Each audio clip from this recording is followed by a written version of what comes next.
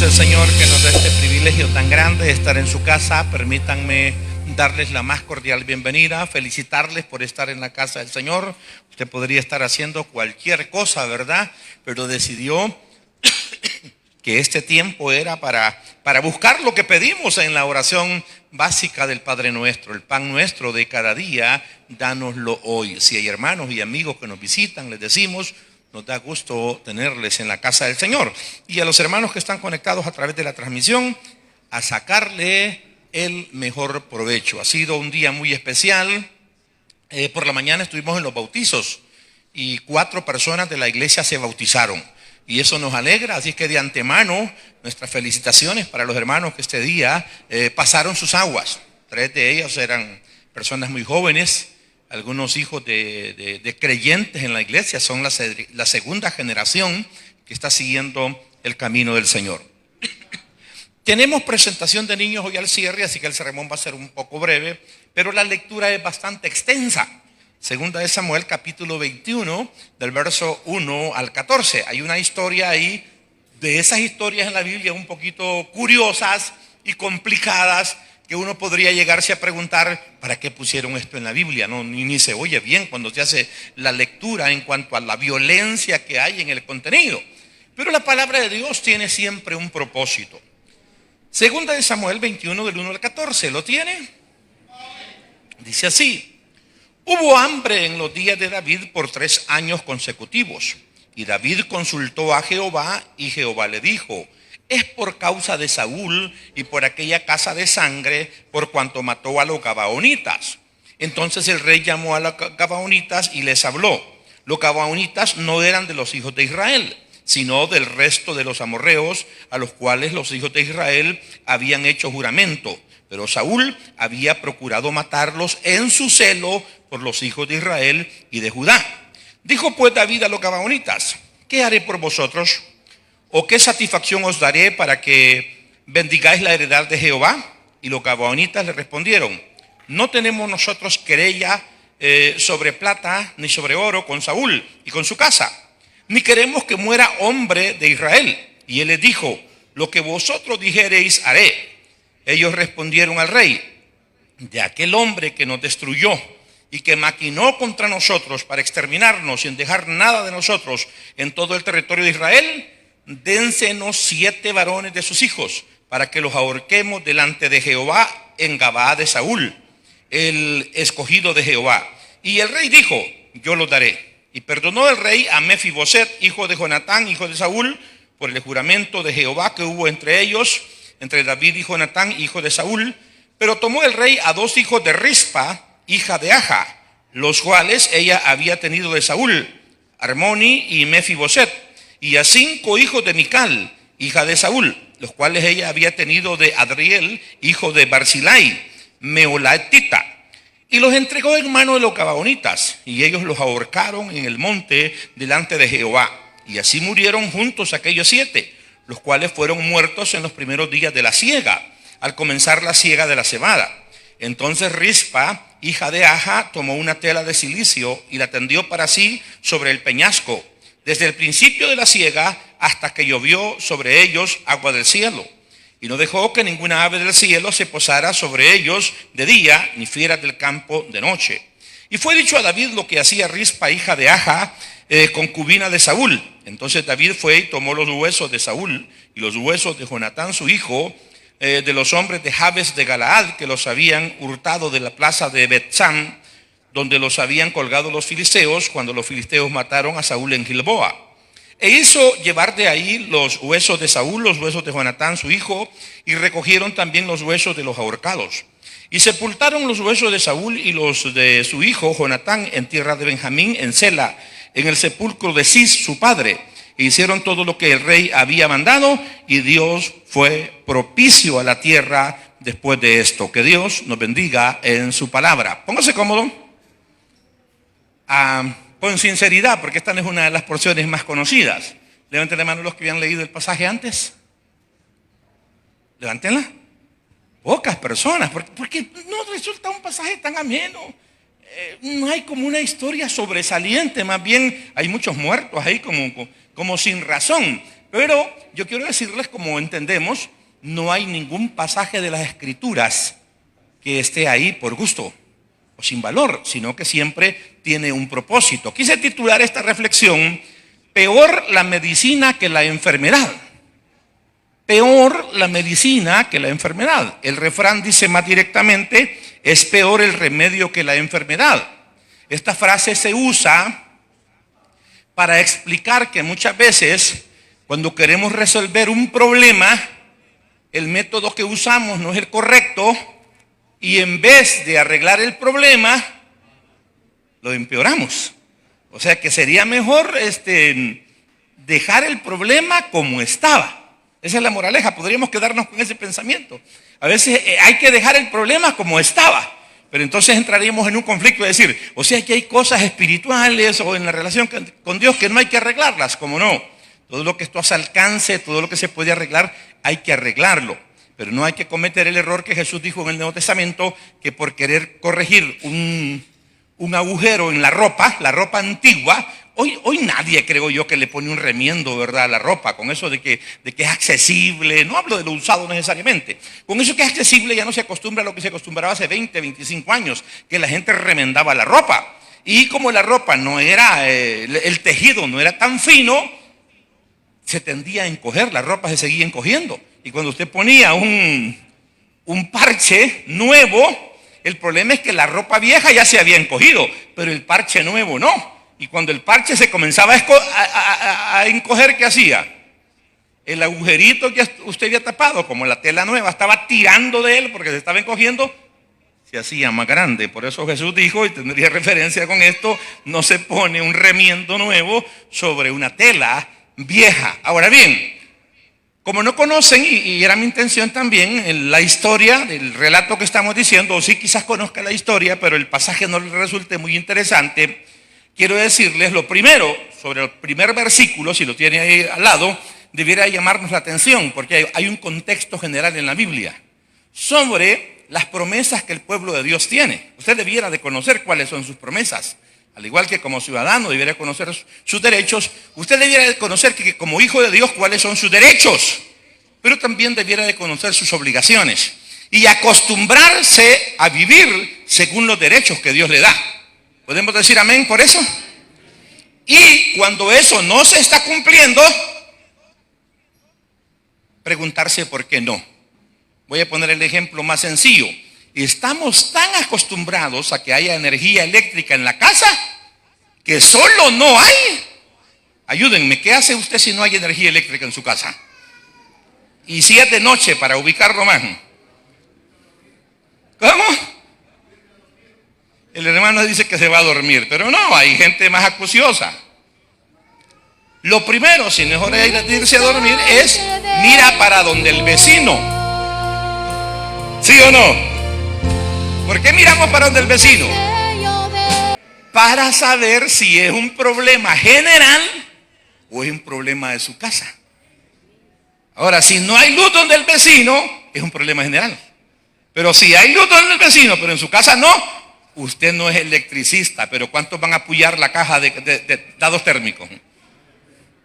Levanten la mano los que van a apoyar la caja. Van a intentar, a buscar, a tocar focos. Y no somos electricistas. Lo que me interesa es la respuesta. La respuesta a lo que no es normal. A mí me pasó algo chistoso el día de ayer, se los voy a compartir antes que otros se los comparta. Vine por la mañana a una reunión del equipo de visión a las 10 de la mañana. Y yo tengo la manía de vestirme rápido. Y tengo unos 3 pares de zapatos deportivos. Y todos son gris oscuro de encima, pero la suela no. Entonces yo los vi de encima, me puse 2 rápido y vine. Y la primera participación me la dieron a mí.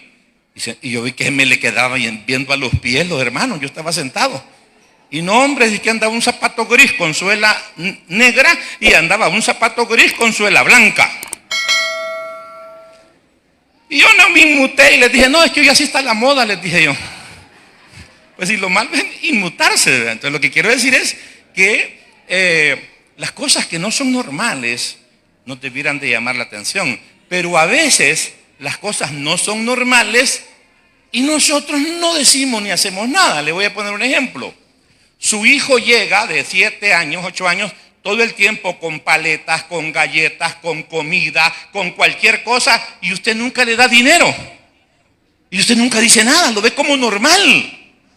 Su hijo llega con carritos, con juguetes, y usted nunca dice nada. Un padre serio y responsable dice, bueno, ¿y este cipote qué es mago o qué? Pues que...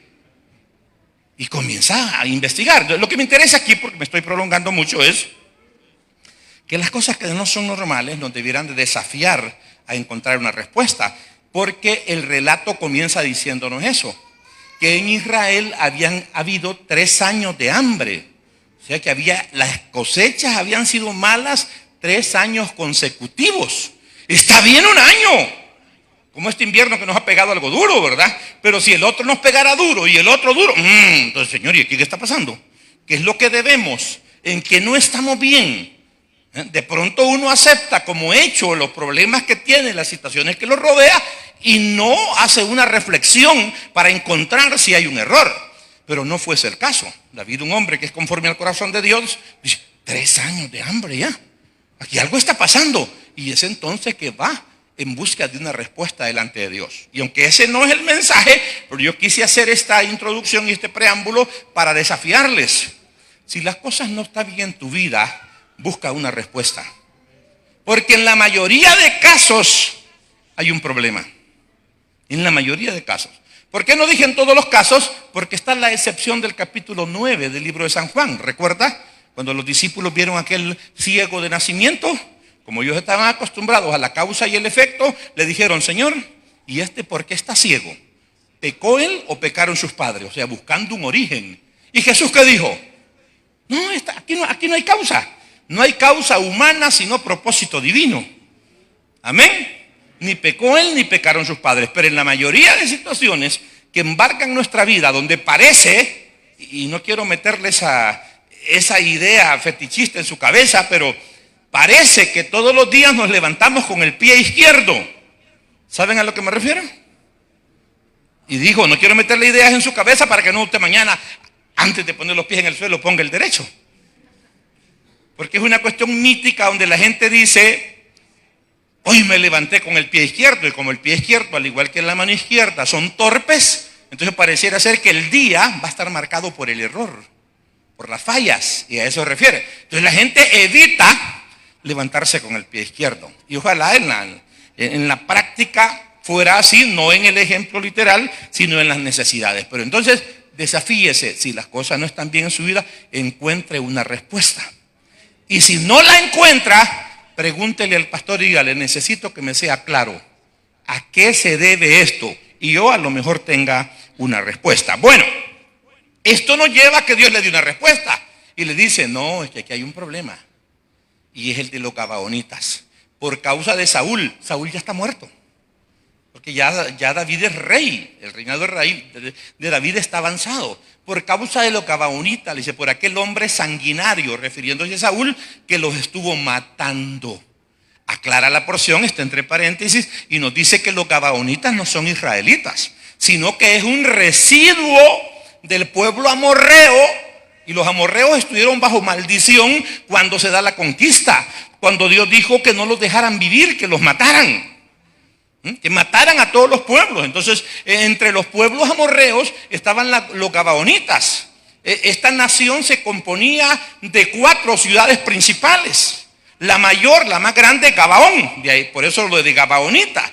Entonces, en el capítulo 9 del libro de Josué está la historia. Yo se la voy a contar rápido.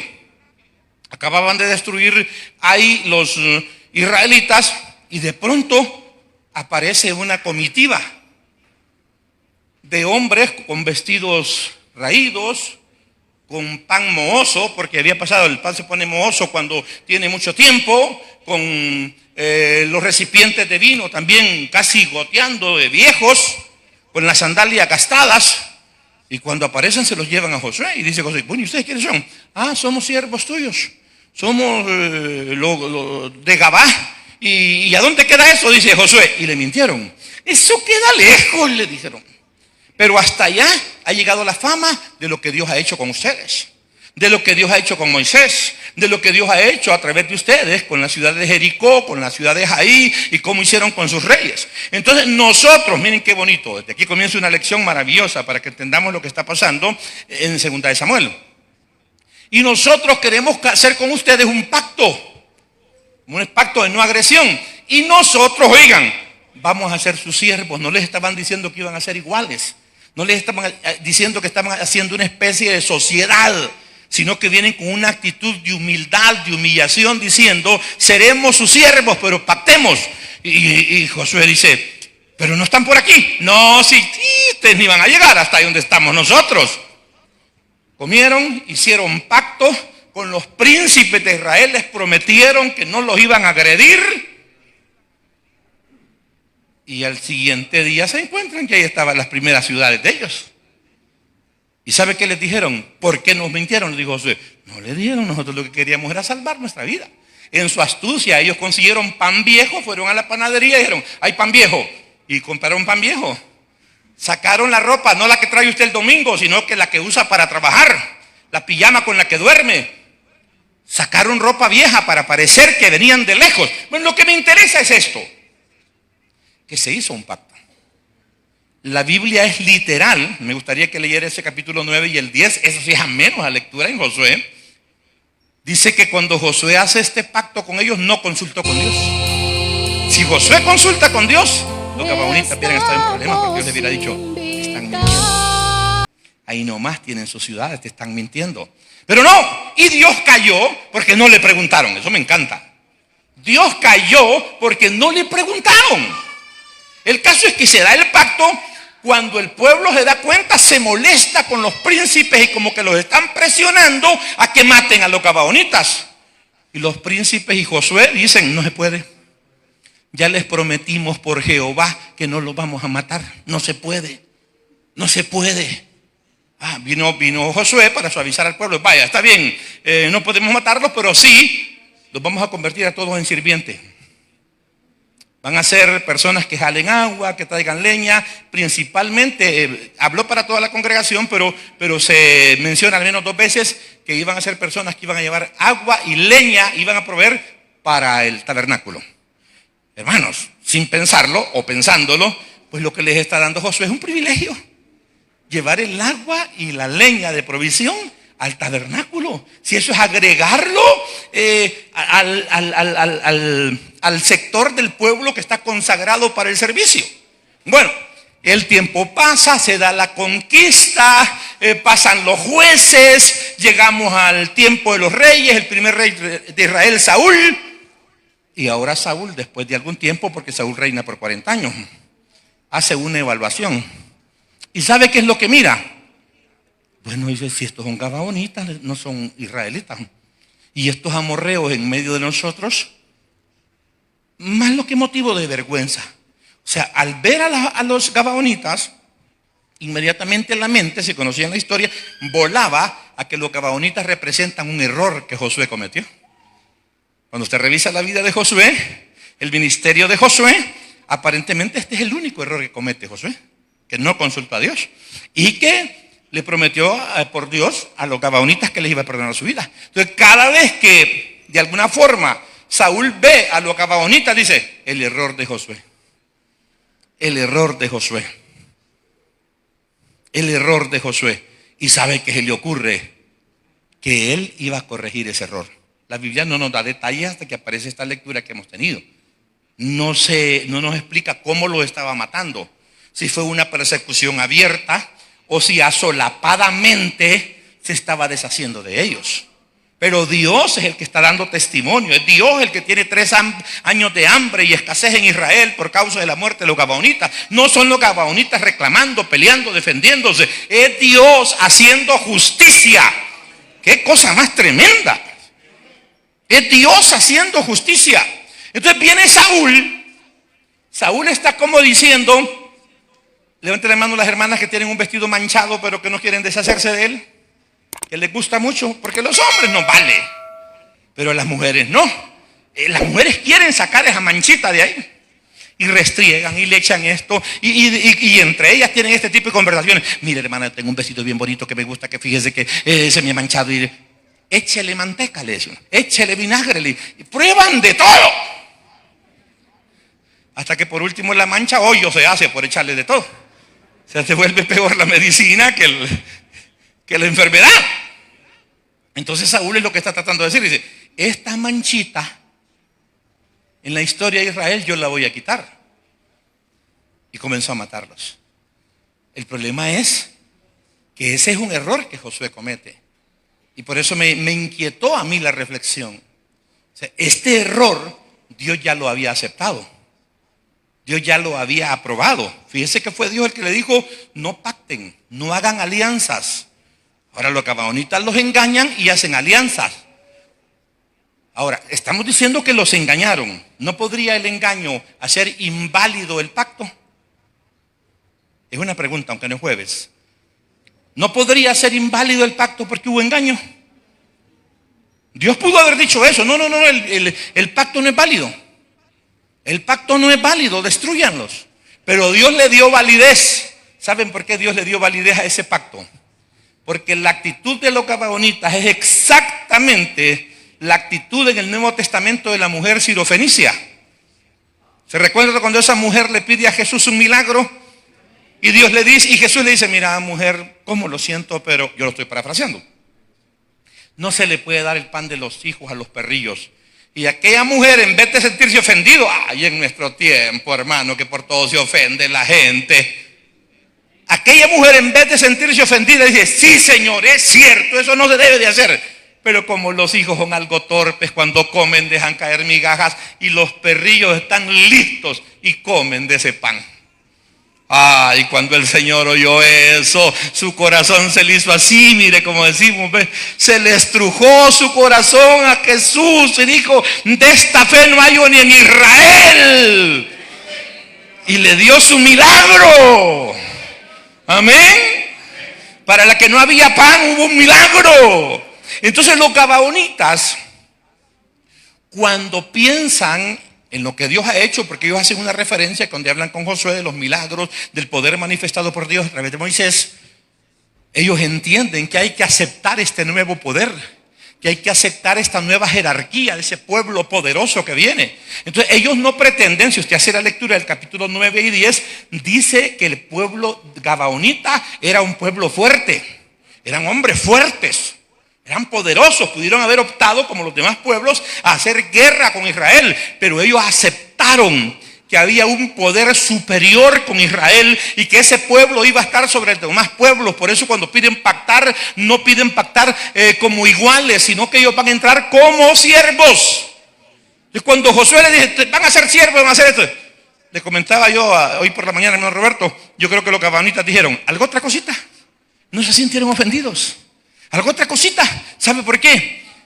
Porque el engaño de ellos no tiene la intención de sacarle ventaja al pueblo, o de dañar al pueblo, o de estropear el plan de Dios.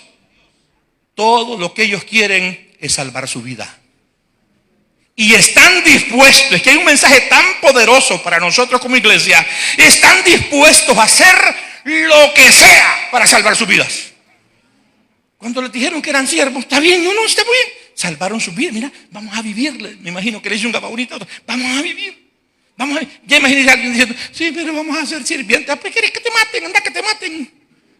No, hermanos, que todos los linajes se sometieron y alcanzaron lo que querían, vida. Eso le agradó a Dios, eso fue lo que le agradó a Dios, por eso no invalidó el pacto. El tiempo pasó y no eran israelitas, pero están bajo esa cobertura.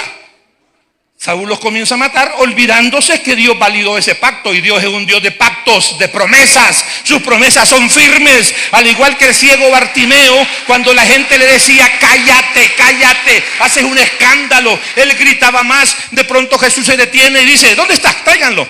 Entonces sí le dijeron, ten ánimo, el Señor te llama. O sea, ya la hiciste, el Señor te llama. Entonces los gabaonitas, al igual que Ruth, se meten en el proyecto de vida de Dios. Y ya están bajo promesa, aun cuando entran, llamo su atención, por un error de Josué. El error que quiere corregir Saúl. Ese error no debió haberle tocado a Saúl. Viene Saúl, lo comienza a matar. Él dice, no, lo que estoy haciendo es quitando una mancha. Él muere. Queda la querella, tenemos a un Dios que no se le olvidan las cosas. Y después dije, Dios, bueno, hay que arreglar esta injusticia. Tienen que saber que lo que yo apruebo debe de ser aprobado, que lo que yo respeto debe de ser respetado. Amén, iglesia. Porque a veces a nosotros no nos gusta lo que Dios hace. No estamos de acuerdo.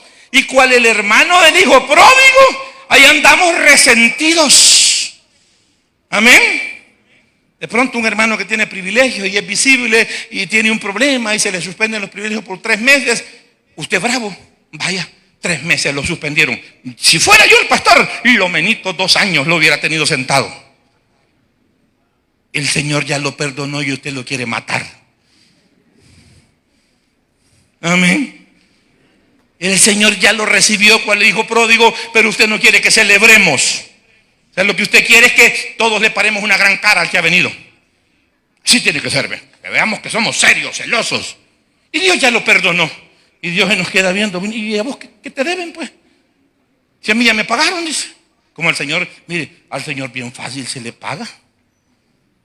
Al Señor con arrepentimiento sincero se le paga.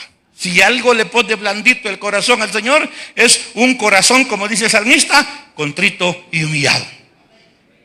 Ahora, el problema es por eso decíamos que puede ser peor la medicina que la enfermedad, que Saúl no sabía las consecuencias. Creyó que estaba haciendo correcto, pero estaba violando algo que Dios ya había aceptado.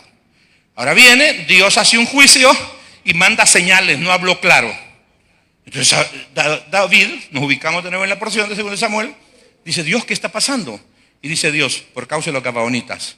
¿Y cómo arreglo esto, Dios? Vaya preguntando a los gabaonitas, porque ellos son los que han sido recibido el daño. Sale David con los gabaonitas y dice, miren, ¿y ustedes qué quieren? Nosotros no tenemos querella por oro o plata. Esto no es un asunto de dinero. Este es un asunto de dignidad. Este es un asunto de justicia. Tampoco queremos que padezca nadie en Israel. Vaya pues, dice David. Entonces dijo David, esto va a estar facilito, Lo que queremos es que se nos den, porque el que nos estaba matando era Saúl. Como él ya no está, queremos que nos den 7 hijos de él para ahorcarlos en un lugar público, para que se conozca que Dios hace justicia y nosotros nos vamos a dar por satisfechos. La porción nos dice que David pues trató de salvar a Mefiboset, que ya estaba bajo su cobertura por la promesa, etcétera, etcétera. Pero fue y tomó 2 hijos de una de las concubinas y tomó 5 hijos de una de las hijas de Saúl y se los entregó a los gabaonitas. Y los gabaonitas, por eso le digo, la porción no es bonita, pero nos deja una enseñanza fuerte. Los ahorcaron y ahí los dejaron y comenzaba la siega. Y esta mujer, que es la concubina de David, déjeme porque no es tan fácil recordar el nombre. Esta mujer, Rispa, era madre de 5 de los muertos. Lo que me interesa es que esto nunca hubiera pasado. Estas 5 muertes nunca hubieran pasado si Saúl hubiera dejado el error como estaba. Y pongo el error entre comillas porque ya Dios lo había aceptado. Ya para Dios era justicia. Tanto le desafío, yo sé, es que largo está volviendo este sermón. Por favor, vaya y lea el capítulo 10 de Josué. Cuando el rey de Jerusalén se dio cuenta que los de Gabaón habían pactado con los hebreos, fue a buscarse 4 reyes más, sumaban 5, y no fueron a atacar a Josué, fueron a atacar a los gabaonitas, porque sintieron que los habían traicionado, que eran amorreos. Y los gabaonitas resistieron y mandaron mensajes donde Josué, porque ya tenían pacto, y le dijeron, defendernos. Y armó Josué todo el ejército y dijo, para allá voy. Y antes de llegar Dios le habló y le dijo, anda, porque yo te voy a dar la victoria. O sea, ya Dios avaló a los gabaonitas. Qué bonito, le podemos dar la gloria al Señor, hermanos. El error, porque es para vida, Dios lo aprueba. Ahora, lo que pasó después, esas 7 personas muertas no hubieran pasado si Saúl respeta que ya Dios había aceptado el error de Josué. Para cerrar el pasaje y ir a la parte práctica, decir, esta mujer Rispa es admirable, porque aunque parece ser que a casi nadie le importó la muerte de estas personas, Ella fue y tendió una manta en la peña y se quedó cuidando esos 5 cuerpos. No fue una vela de una noche hasta que volvió a llover. Se pasó de verano a invierno. Ella estuvo cuidando los cuerpos. ¿Sabe por qué? Porque no quería que los cuerpos de sus parientes, de sus hijos, se vieran desfigurados por los animales de presa que después de 2 o 3 días los iban a comenzar a despedazar. Ella estuvo de día y de noche tirando piedras, tirando palos, espantando las aves de rapiña, espantando a los animales de presa para que no tocaran esos cuerpos. Después de un tiempo alguien fue a decirle a David: David, Rispa está haciendo esto. ¿Y desde cuándo? Desde que murieron. Ahí están los cuerpos, nada, no los ha tocado ningún animal. Entonces él dijo: bueno, ya a los gabaonitas se les pagó, ya se hizo justicia, y aprovechó porque los de Jabes de Galad habían rescatado el cuerpo de Saúl y de Jonatán cuando ellos murieron y los tenían los huesos. Mandó a traer los huesos de Saúl, de Jonatán, bajó los cuerpos, recogió los huesos de los 5 hijos de Rispa y los enterró en tierra de Benjamín. Esa fue una manera de honrarlos. Fue una manera de honrarlos y de honrar a Jonatán y a David. Y así termina esa historia. Pero y a estas alturas, ¿y eso qué tiene que ver conmigo? Con nosotros la iglesia, aunque ya pusimos una comparación, que podemos tener la actitud del hermano del hijo pródigo. Que cuando viene un hermano que se ha equivocado, pero que reflexiona y dice: no, yo tengo que volver a Cristo. Yo tengo que volver a mi congregación. Yo le he servido al Señor y puedo seguirle sirviendo. A veces nosotros no lo vemos con buenos ojos. En vez de alejarnos, algo bravo nos ponemos. Peor si nosotros estamos ocupando el privilegio que tenía. Va a decir que se lo quiten y se lo vuelvan a dar, ¿verdad? Amén. ¿Alguien se preocuparía que le den su privilegio a un hermano que se fue? No dicen que no se preocupan, pero en la práctica yo les digo que quién sabe. Entonces podemos tener esa actitud. Y el otro plano que me trajo esto fue pensar en los errores que se cometen. Un error, présteme atención y le espanto el sueño ahorita. Su hija de 14, de 17 años sale embarazada. ¿Cuántos son abuelos? Entre las manos los que son abuelos. ¿Lo están disfrutando? ¿Verdad qué bonito? Pero a nadie le gustaría ser abuelo así por ese camino. Eso crea un escándalo, eso crea un problema, eso crea un conflicto. Jovencitas, esperen al matrimonio, hagan bien las cosas. Pero el punto es esto, que esos errores suceden. Y de pronto esa muchacha abre los ojos a la realidad y dice: cometí un error, defraudé a mi padre, defraudé a Dios, no hice bien las cosas. Y retoma el camino de su vida. Y principalmente retoma el camino de la fe. Pide perdón a Dios, hace un reconcilio público. Ahora viene la pregunta: ¿cómo la trata la congregación? ¿Cómo trata la congregación a una muchacha que salió embarazada? ¿Saben? Lo voy a poner entre comillas. ¿Saben qué es lo más normal? Que las mamás que tienen hijas en esa edad le prohíban juntarse con ella, como que ese volado fuera contagioso. Como que se pasara con hablar con la gente. Es una manera de decir: mira, es un mal ejemplo. Cometí un error. Vaya a ser que vos también, para ti sea una mala influencia. Pero eso no es lo correcto, porque si Dios ya la perdonó, ¿qué nos toca a nosotros? Perdonar y recibir al más alto nivel. Pero dejemos esos. Hay padres que cuando esta persona se reconcilia: papá, apóyame, mamá, apóyame. Sí, pero no vas a estudiar ya. ¿Por qué tu hija no puede estudiar? Si Dios la perdonó, si tú la perdonaste. Es que si la volviste a dejar entrar a tu casa y decís que la vas a apoyar, entonces deja de estar poniendo condiciones. Sí, deberías de ponerle condiciones, como decirle: mira, hija, está bien, solo me gustaría que no me parezcas con un novio hasta que te gradúes.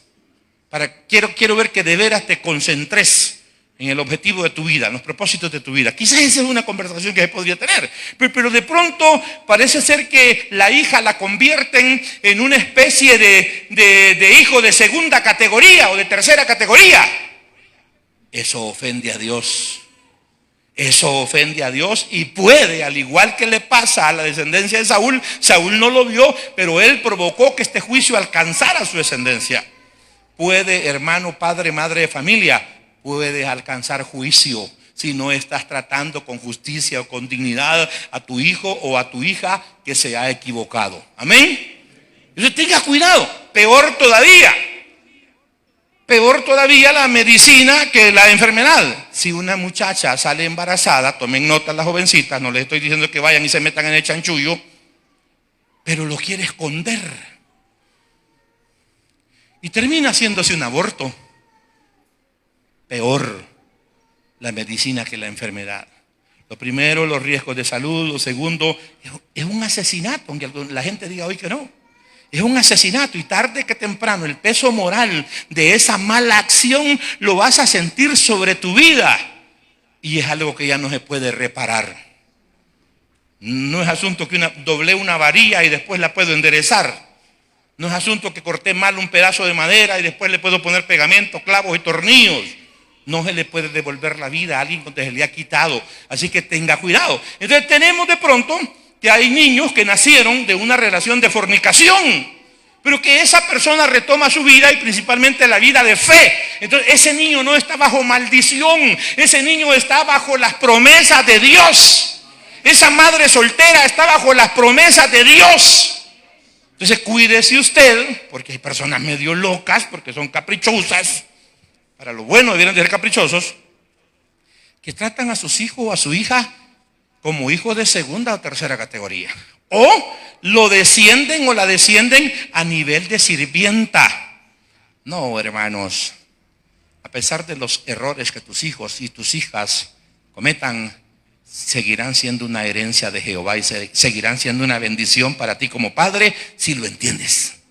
Si lo entiendes. Y la misión que Dios te ha dado como padre es que lo apoyes. Pero bien, entonces el error podría ir ahí y tener consecuencias de juicio. Pero luego hay otra situación, y podría ser la de un adulterio.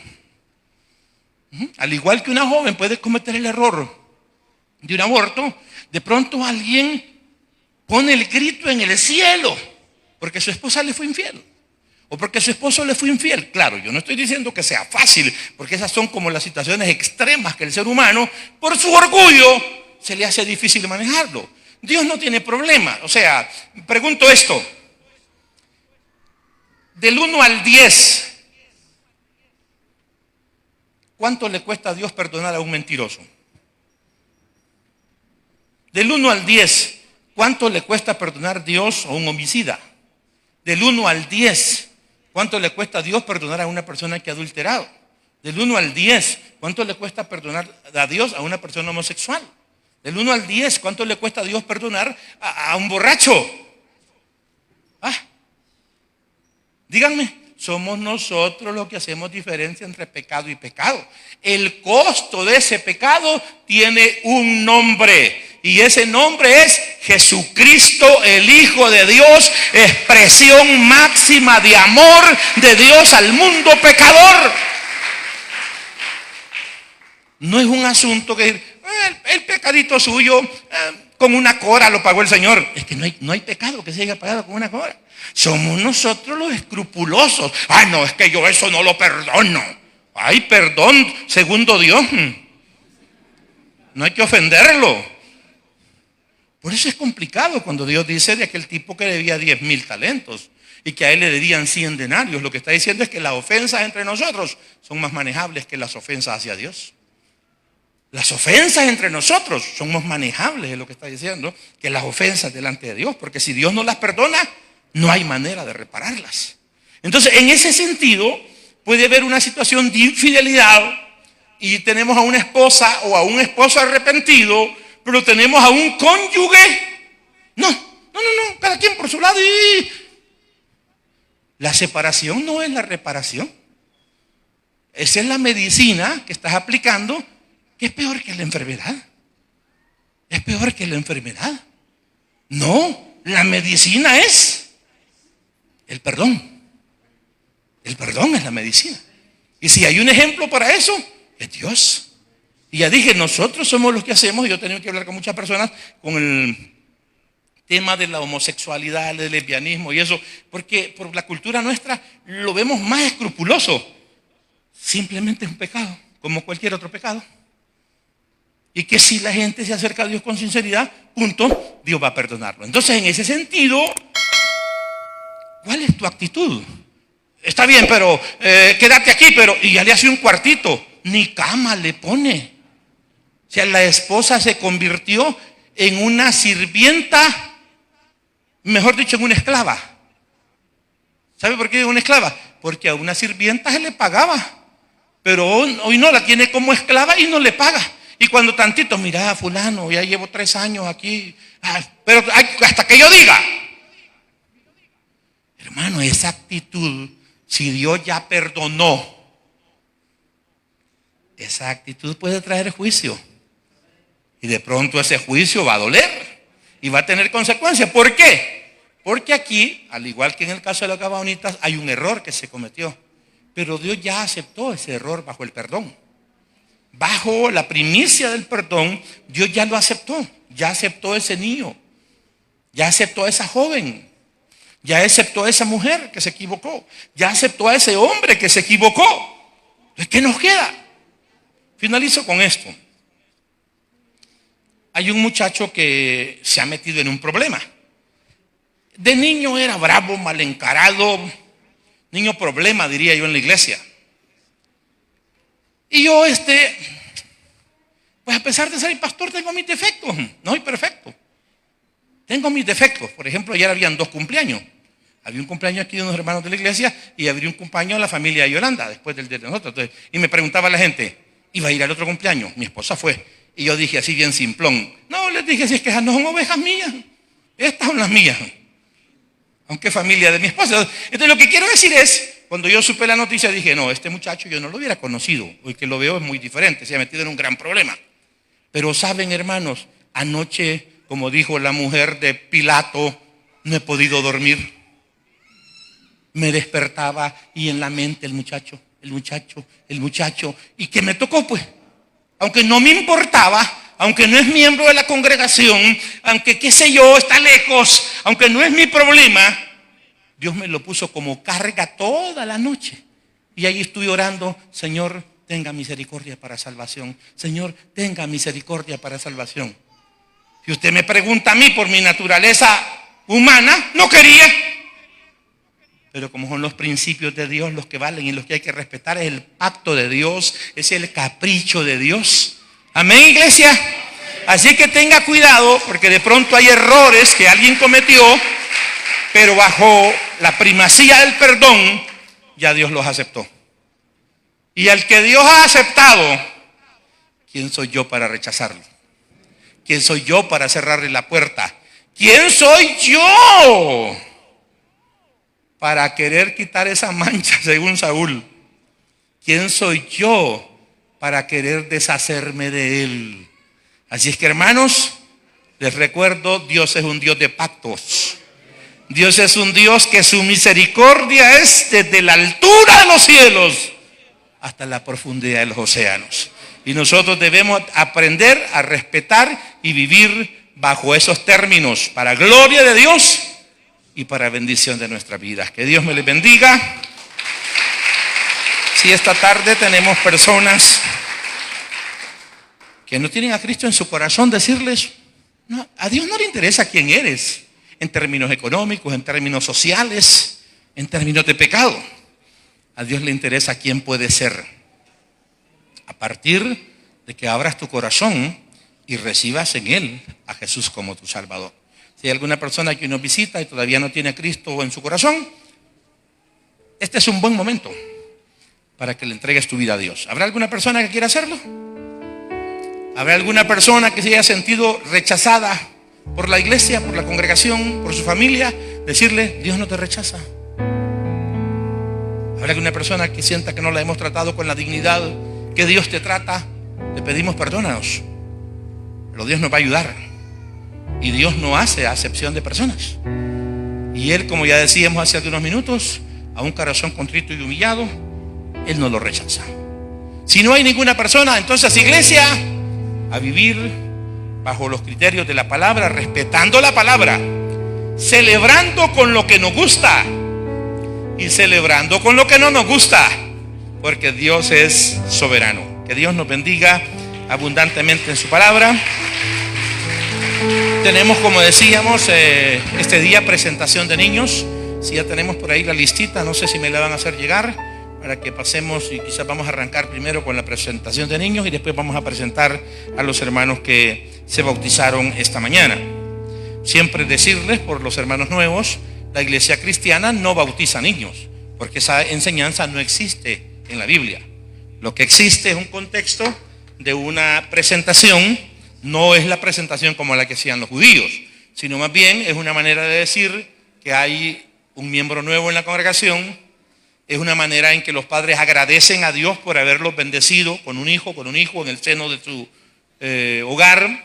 Es una manera de aceptar la responsabilidad de la educación de los hijos delante de la congregación y delante de Dios de una manera pública. Así que vamos a hacer pasar al hermano David Antonio Chinchilla Guerrero y a María del Carmen Castellanos Pocasangre. Ellos traen a Josué David Chinchilla Castellanos, que tiene 3 años. Pasen adelante. Esta muchacha dice, bueno, y es Castellanos también. Sí, ella es como sobrina mía en 2º grado. Quiero ver, déjenme sacar cuenta, primo. Sí, es como mi sobrina en 2º grado. María del Carmen es mi sobrina. Y le acompaña pues su esposo, y ellos traen a Josué David, que tiene 3 añitos. Ya está soltero casi este Josué David. Pasa nuestro hermano José Marvin Campos Reyes, padre, y la madre Carolina del Carmen Muñoz. Ellos traen a Marvin David Campos Muñoz, que tiene solo 3 mesecitos. Solo 3 mesecitos tiene este muchacho. Son 2 Davides los que vamos a presentar, ¿verdad?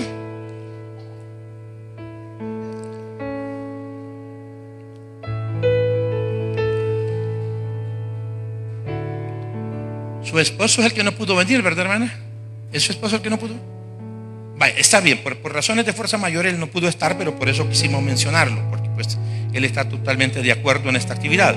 Tenemos a nuestro hermano que es padre Edward Juárez Reyes y su madre Julia Quintanilla de Juárez. Ellos traen a Lía Alexandra Juárez Quintanilla, que tiene 10 mesecitos. Así que nos alegramos por estos padres también que traen a sus hijos al altar.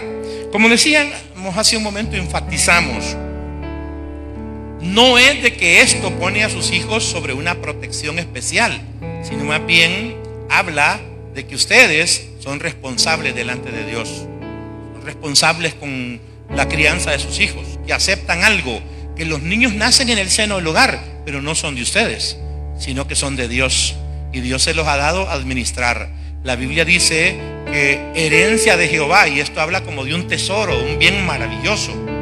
Herencia de Jehová son los hijos, y cosa de mucha estima. Si bien algunas veces nos preocupa con sus enfermedades, debemos de aprender a controlarnos, porque ellos parecen muy traviesos, pero eso es lo que nosotros le llamamos ser travesura. Ellos están aprendiendo, ellos están explorando su entorno, y a veces nosotros somos demasiado drásticos. Pero si se toman el tiempo, los niños como alegran la vida, cómo alegran los hogares, cómo nos hacen reír, cómo nos hacen disfrutar de una manera tan especial. Y en ellos se refleja la pureza también. ¿Por qué? Si un niño muere no tiene ningún problema en salvarse, porque solo tenía el pecado original, y por ese pecado original Jesús murió.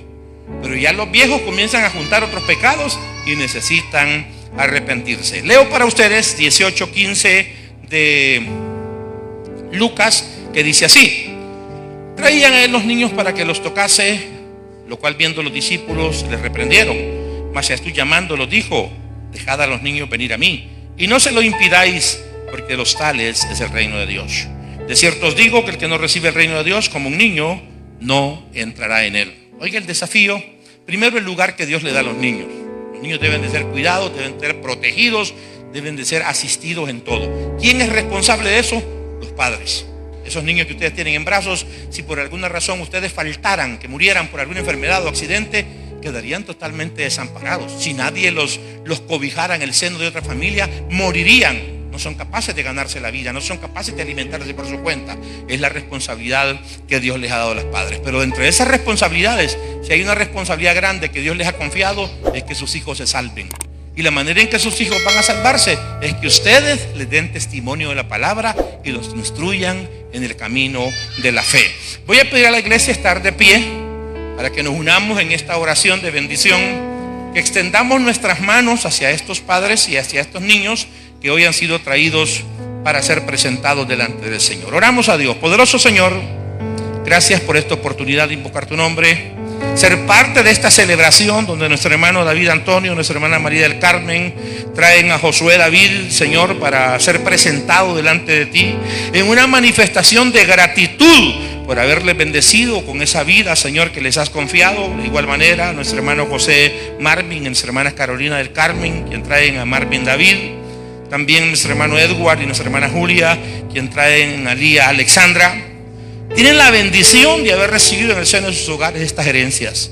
Señor, bendecimos estos hogares, bendecimos estas familias y abrimos en tu nombre esas ventanas de los cielos para pedirte que derrames sobre estas familias y sobre estos niños y niñas que están siendo presentados bendiciones abundantes. Primero, bendiciones espirituales, que estos hogares tengan gracia, que estos hogares estén llenos de amor, de comprensión, de paciencia, Señor, de agradecimiento a ti. Y que luego también, Señor, esos niños sean niños llenos de virtudes y de gracia que venga del cielo. Pero que tú también abras, Señor, sobre estos hogares esas ventanas de los cielos y derrames las bendiciones materiales que se necesitan para que no falte ese techo sobre esas cabezas, para que no falte ese alimento, para que no falte ese vestido. Deles el esfuerzo y la capacidad de estos padres para, Señor, poner de sí lo mejor para que a estos niños no les falte nada. Pero ante todo, que se propongan el desafío de que sus hijos, como lo decíamos, sean salvos y sean enseñados en el principio de la palabra. Y la mejor enseñanza que pueden brindarles es un testimonio. Señor, reprendemos la enfermedad, reprendemos los accidentes, pedimos que tu ángel guarde a esta familia, guarde a estos niños en su entrada y en su salida. Una vez más lo digo, reprendemos la enfermedad y pedimos que estos niños que tengan, Señor, un crecimiento sano, vigoroso, sean niños inteligentes, capaces de asimilar las enseñanzas en su casa y en los sistemas educativos, para que el día de mañana los padres se sientan orgullosos de ellos, la sociedad se sienta orgulloso de ellos y la iglesia dé testimonio también que son hijos tuyos. Por el nombre de Jesús te lo pedimos, Dios del cielo. Amén y amén. Que Dios me les bendiga. Pueden tomar sus asientos. Dios me les bendiga. Gracias, iglesia. Es una bendición. Pensaba mientras estábamos en los bautizos, porque entre las personas bautizadas hay 3 bien jóvenes. Algunas de esas jóvenes han nacido aquí en la iglesia. Y el hecho de que se bauticen significa que los padres han tenido un testimonio bastante aceptable, que los padres han influido. Bien dice la Escritura, que instruyamos a nuestros niños en su camino, en su carrera. Y cuando sean grandes no van a abandonar esa carrera, no van a abandonar ese camino. Quiero invitar a los hermanos que se bautizaron esta mañana a que pasen para poder presentarlos a la iglesia y que podamos con ustedes cantar ese himno de testimonio. Las personas que se bautizaron esta mañana, si están por acá, pasen. Dios les bendiga, hermano. Pasen. Sí, aquí están estas 3 jovencitas y nuestro hermano, que me dicen que es el padre suyo, hermana Julia. Estaban diciendo en la mañana que es su papá, el hermano que se bautizó. Bueno, quiero decirles que normalmente las fechas de bautizo son para todo el distrito, pero casualmente en esta ocasión las demás iglesias no tenían candidatos. Solo estuvimos nosotros en el lago de Apulo y ellos fueron las 4 personas que esta mañana pasaron sus aguas. Mi más sincera felicitación, hermanos. Yo pasé mis aguas cuando tenía unos 15 para 16 años. Aquí veo 3 jovencitas. Aquí lo veo a usted, hermano, ya con algunos años que pesan, pero allá hay tiempo para el servirle al Señor. El Señor le va a dar energía, le va a dar salud. ¿Tu nombre? Jacqueline. Pues Jacqueline tuvo el privilegio de que el hermano que iba a bautizar dijo, como no son muchos, dijo, a la primera le vamos a dar palabras. Así es que Jacqueline tuvo la oportunidad que le dieran palabras y ella aprovechó y dijo, me estoy bautizando porque quiero servirle al Señor. Es que por ahí la tenemos anotada ya, ¿verdad? Y no dudo que Yulisa también, ¿y tú no? No dudo que Andrea y Yulisa también, pues lo que quieren es servirle al Señor, porque ahí tenemos al hermano Julito, aunque últimamente la agarrada algo calmada, ha sido un servidor de la iglesia. Y tenemos a alguna de las hijas del hermano Julito también sirviendo, hermano Pedro, ¿verdad? El hermano Pedro también, pues Dios siempre nos llena de su gracia y nos va a usar. ¿Será que nos paramos, iglesia, y cantamos y recordamos? La mayoría de ustedes son bautizados. Cantamos ese himno que dice, soy bautizado como manda, porque es una ordenanza divina, como manda el Salvador. Adelante, hermanos. Soy bautizado como manda el Salvador. Qué grande gozo siento yo en mi corazón. Ya mis pecados los borró mi Salvador. Quiero llegar puro y limpio a su mansión. Seguiré a mi Jesús, pues para mí lo del mundo se acabó. Y ayudado de su luz, proseguir en sus caminos quiero yo. Seguiré a mi Jesús, pues para mí lo del mundo se acabó. Y ayudado de su luz, proseguir en sus caminos quiero yo. Adiós mundo que hasta ayer estuve en ti, donde el pecado destruía mi vivir. Yo siento gozo desde que me bauticé y de volver a pecar mejor morir. Seguiré a mi Jesús, pues para mí lo del mundo se acabó. Y ayudado de su luz, proseguir en sus caminos quiero yo. Seguiré a mi Jesús, pues para mí lo del mundo se acabó. Y ayudado de su luz, proseguir en sus caminos quiero yo. Qué bueno el Señor. Andrea, Yulisa, hermano Pedro, Jacqueline, felicitaciones por su bautizo. Dios va a hacer cosas grandes a través de ustedes. Dios me les bendiga. Tomen su asiento. Esa edad de estas jóvenes tenía yo más o menos cuando me bauticé. Eso sucedió hace más o menos 45 años. ¿Cuántos años hace que se bautizó, hermano Hugo? Como 40 años. Algunos de nosotros ya tenemos algún tiempo de que tuvimos esa experiencia gloriosa de ir hacia las aguas. Así es que los que no se han bautizado, decirles, la palabra nos enseña que el que creyere y fuere bautizado será salvo. Hay que pasar esas aguas. Vamos rápidamente a los anuncios. Ha sido un día de mucha actividad. Dios bendiga a nuestros equipos de servicio, nuestros diáconos, grupo número 1 por la mañana, el grupo número 4 por la tarde, todo ese gran equipo de servidores de Vida Sin Límite, Escuela Bíblica, las personas que estuvimos en los bautizos, los equipos de vendimia, los equipos de ornato. Dios bendiga a los hermanos de transmisión, de sonido, los músicos, la gente que canta. Todo ese gran equipo de servidores hacen posible cada uno de nuestros cultos. Y lo más importante, la presencia del Señor. Me dicen que felicitemos, porque por ahí lo vimos en las redes sociales, a María José Escobar, que estuvo graduándose recientemente. Dios te bendiga por ese logro que Dios te ha concedido. Esperamos que ese sea uno de muchos que Dios te permita. También aprovechamos para felicitar, yo le digo de cariño, ¿verdad? Porque muchos de ustedes lo he visto nacer, aunque este todavía está chiquito, a José Matías Delgado. ¿No está por ahí José Matías Delgado? Matías está en la parte baja, es el hijo de nuestro hermano Elvin y nuestra hermana Consuelo, que recientemente estuvo cumpliendo años. Nuestra hermana Lucy también vino al culto de la mañana para darse en plan fuga en la tarde, porque pues también estaba cumpliendo años. Y la familia Peña Escobar también vinieron al culto en la mañana para darse a la fuga en la tarde, porque nuestra hermana Doris Escobar de Peña también estaba cumpliendo años. Así que vaya la felicitación para todos esos hermanos que están cumpliendo años. Bien, hermanos, hoy domingo, cada domingo dedicamos una ofrenda voluntaria para la obra. Si usted la trajo, y van a pasar para que la deposite.